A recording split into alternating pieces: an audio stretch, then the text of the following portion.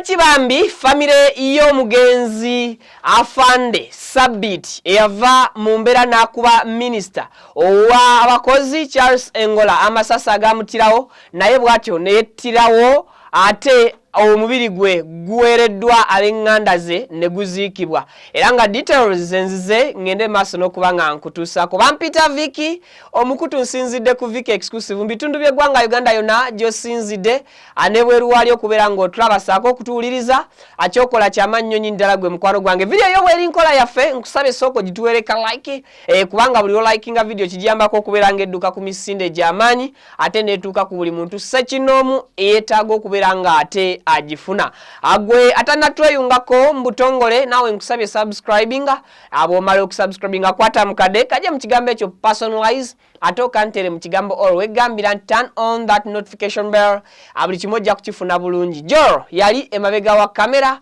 ensubira okubanga olwalero wanyambyeko wembadde nemereddwa ate muwadde kalukamu akalungi ntambula najja tikalodo omulombi weddwa kulwamwenna abalina ebizibu ebyenjawulo kakati nno munange enteekateeka ez'okuziika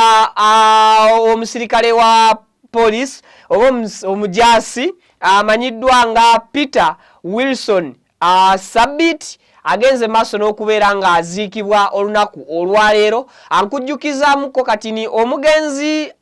Wilson Sabit ye bodyguard oba ye mukuumi eyali akuuma minisita w'abakozi minisita Charles Engola ono nga yamukuba bukubi masasi ate oba oli awo agamujja mu budde oluvannyuma naye n'asalawo neyejja mu bulamu era ng'akozesa masasi naye neyetta so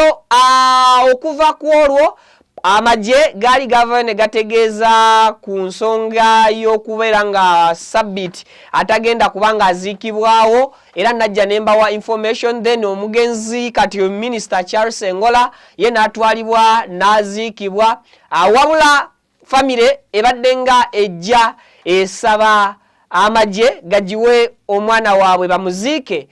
kyaddaaki bamaze ne bapondoka ne bamuwa famire ye ate bwetyo nebeera nga emuziika ona amakya ag'olunaku olwaleero omulambo gwe gutuusiddwa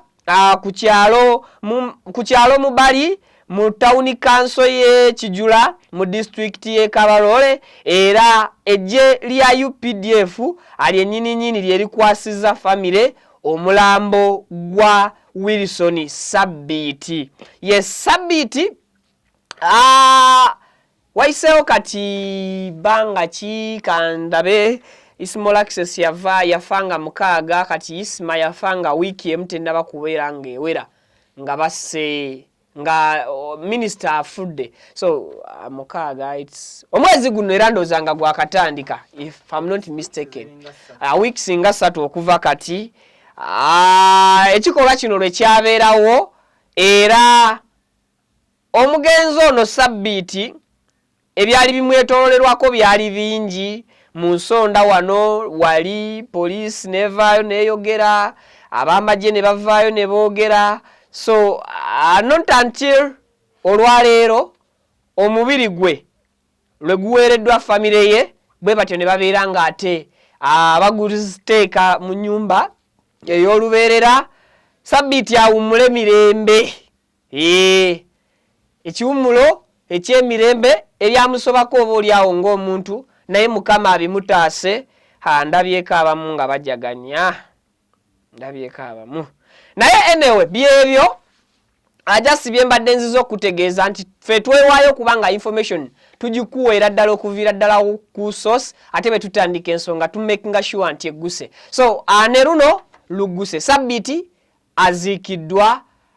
Minister Charles Engola yaziikibwa